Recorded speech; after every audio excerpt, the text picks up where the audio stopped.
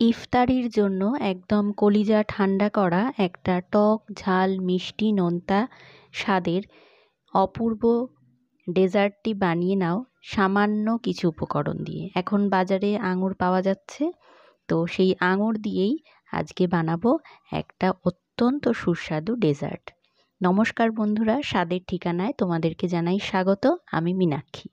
আজকের রেসিপিটার জন্য আমি এখানে নিয়ে নিয়েছি 1 বাটি পরিমাণ আঙুর। আঙুরের পরিমাণটা আমি মেপে নেইনি, যতটা পরিমাণে বানাবে মনে করবে সেই অনুপাতেই নেবে। তো আমি একটা বড় বাটির 1 বাটি আঙুর নিয়েছি, সেটাকে ভালো করে ধুয়ে একটা ব্লেন্ডিং জারের মধ্যে দিয়ে দিয়েছি। খুবই সামান্য পরিমাণে একটুখানি জল দিয়ে এটাকে ব্লেন্ড করে নিয়েছি। এবারে একটা ছাঁকনির সাহায্যে আঙুরের এই মিশ্রণটাকে আমি ছেঁকে নেব। আঙুরের শুধু জুসটাই আমার লাগবে। তো তার জন্য দেখো খুব ভালো করে কিন্তু আঙুরটাকে আমি ছেঁকে নিয়েছি, আর এভাবে চামচের সাহায্যে নাড়িয়ে নাড়িয়ে এর ভেতরের সমস্ত জুসটুকু নিয়ে নিতে হবে একটা পাত্রের মধ্যে। বন্ধুরা, এই যে গরমের সিজন পড়েছে, এই সময় কিন্তু এটা ভীষণই সুস্বাদু আর মন প্রাণ ঠান্ডা করে দেওয়ার মতন একটা রেসিপি। তোমরা অবশ্যই ট্রাই করো আর পুরোটা দেখো। সবাইকে বলবো পুরোটা একবার দেখো, আর ভালো লাগলে লাইক সাবস্ক্রাইব করতে কিন্তু একদম ভুলো না। কমেন্টে জানিও তোমাদের গুরুত্বপূর্ণ মতামত। তোমাদের একটা কমেন্টে কিন্তু আমাদের উৎসাহ অনেকটাই বেড়ে যায়। তো চলো দেখো, এখানে আমি কিন্তু আঙুরের সম্পূর্ণ জুসটা বের করে নিয়েছি একটা বাটির মধ্যে, আর যে ছিবড়ে অংশটা ছিল সেটা আমি ফেলে দেব। আর এখানে মিক্সিং জারটা সামান্য একটুখানি জল দিয়েছি, দিয়ে সেই জলটা আমি এর মধ্যে অ্যাড করে দিচ্ছি। খুব বেশি কিন্তু জল দেইনি, এখানে যা দেখছো পুরোটাই আঙুরের রস। শুধু আঙুরটা ব্লেন্ড করার সময় 2-3 চামচ মতন জল দিয়েছি, আর এখন মিক্সিং জারটা ধুয়ে সামান্য একটু জল দিলাম। তো এবারে এর মধ্যে আমি দিয়ে দেবো পরিমাণ মতন চিনি। আঙুরটা যদি খুব মিষ্টি হয় তাহলে চিনির পরিমাণ খুব কম দিও, আর যদি আঙুরটা টক হয় তাহলে তো অবশ্যই একটু মিষ্টি দিতেই হবে, একটু চিনির পরিমাণটা বেশি করেই দিতে হবে। তো আমি এখানে 3 চামচ চিনি দিয়েছি, আর আমি এটার মধ্যে একটু টুইস্ট আনার জন্য সামান্য লবণ দিলাম, আর দিয়ে দিচ্ছি সামান্য পরিমাণে গোলমরিচের গুঁড়ো। এতে একটা টক ঝাল মিষ্টি নোনতা স্বাদ আসবে, আর এটা খেতে কিন্তু অপূর্ব লাগবে। তো এবারে এই সব কিছুকে খুব ভালো করে ব্লেন্ড করে নেব। তোমরা চাইলে আঙুরটা যখন মিক্সিং জারে করে ব্লেন্ড করবে তখন তার মধ্যে চিনি দিয়ে দিতে পারো, তাহলে চিনিটা খুব ভালো করে গলে যাবে আর একদম মিশে যাবে। তো এবারে চিনিটা কিন্তু ভালো মতন গলে গেছে এই মিশ্রণটার সঙ্গে। এবারে আমি এর মধ্যে দিয়ে দিচ্ছি কর্নফ্লাওয়ার। এখানে দেখো একটা যে টেবিল চামচ, বড় টেবিল চামচ, সেই বড় টেবিল চামচের 3 চামচ ভরে ভরে আমি কর্নফ্লাওয়ার দিচ্ছি। কর্নফ্লাওয়ারের পরিমাণটা অবশ্যই আঙুরের যে জুসটা কতটা তার ওপর নির্ভর করছে। কতটা আঙুরের জুস দিচ্ছ তার ওপরে কিন্তু এই কর্নফ্লাওয়ারটা দেবে, ডিপেন্ড করে আর কি। আন্দাজ মতনই এটা দিতে হবে। তো এবারে খুব ভালো করে কর্নফ্লাওয়ারটাকে এই আঙুরের জুসের সঙ্গে মিশিয়ে নেব, যাতে খুব ভালো করে এটা গলে যায়, মানে সব কিছুর সঙ্গে গুলে যায় যাতে।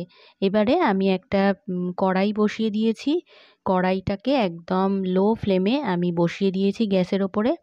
এবারে তার মধ্যে আমি এরকমভাবে যে মিশ্রণটা সেটা ঢেলে দেব, দিয়ে একদম কম আঁচে এটাকে সমানে নাড়াতে থাকতে হবে। নাড়াতে নাড়াতে কর্নফ্লাওয়ার দেওয়া যেহেতু, সেই জন্য খুবই তাড়াতাড়ি কিন্তু এটা জমাট বাঁধতে শুরু করবে, মানে ঘন হয়ে যাবে। আর ঘন হয়ে যাওয়া অবধি এটাকে নাড়াতে হবে। একদম ঘন কিন্তু হবে না, বেশ একটা থকথকে ভাব চলে আসবে, ততক্ষণ পর্যন্ত এটাকে নাড়তে হবে। বন্ধুরা, এই গরমের দিনে এই ডেজার্টটা বানিয়ে ফ্রিজে রেখে দিলে বাড়িতে কোনো গেস্ট আসলে বা বাড়ির যারা সদস্য বাইরে কাজ করছে বাড়িতে আসলে তাদের বের করে দিলে তারা কিন্তু খুব খুশি হবে আর গরমের হাত থেকে তৃপ্তি পাবে।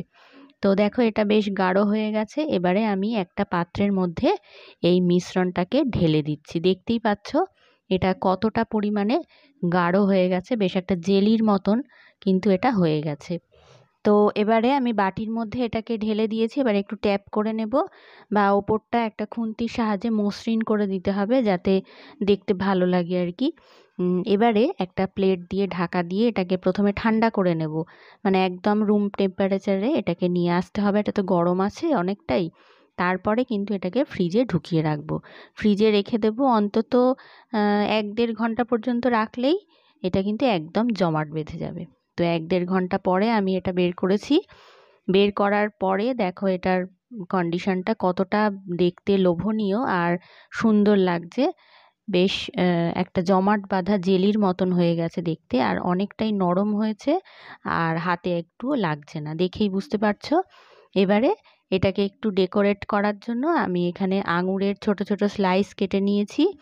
আঙুরের স্লাইস দিয়ে আমি সুন্দর করে এটাকে একটু ডেকোরেট করে নেব। এটার ফ্লেভারটা যদি তোমরা অন্য কিছু দিতে চাও, মানে ফ্লেভারটা পরিবর্তন করার জন্য, তাহলে এর মধ্যে তোমরা ভ্যানিলা এসেন্সও দিতে পারো এই মিশ্রণটার মধ্যে।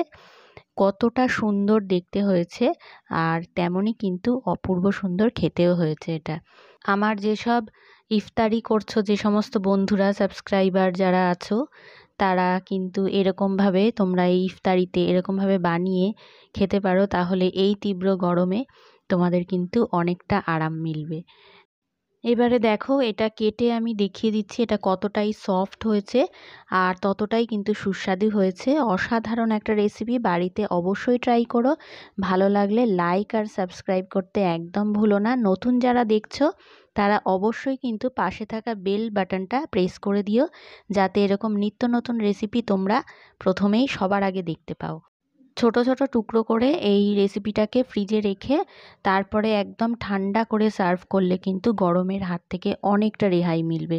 আর বিশেষ করে যারা বাইরে কাজ করো এই গরমের মধ্যে, তাদের জন্য কিন্তু এটা একটা খুবই উপকারী। একদম কম উপকরণে কিন্তু এটা বানানো হয়ে গেল, তোমরা দেখতেই পেলে। খুবই কম পরিমাণে জিনিস আমি ব্যবহার করেছি, সামান্য যেগুলো বাড়িতে থাকে। আর এখন তো বাজারে আঙুর পাওয়াই যাচ্ছে, খুব ভালো আঙুরই পাওয়া যাচ্ছে। কাজে এটা যে কোনো সময় তোমরা বানিয়ে নিতে পারো, আর খুব কম সময়ও লাগছে, বেশি সময় একদম লাগছে না। তো অবশ্যই বানিও, একদম বসে থেকো না সময় নষ্ট না করে, কিন্তু এই গরমে অবশ্যই বানিও। আর একবার দুবার বারবার বানাও, কারণ কি একবার খেলে কিন্তু মন ভরবে না। তো আজকের মতন এইটুকুই, দেখা হচ্ছে আর একটা নতুন রেসিপিতে। সকলকে অসংখ্য ধন্যবাদ জানাই আমার ভিডিওটা সম্পূর্ণ দেখার জন্য।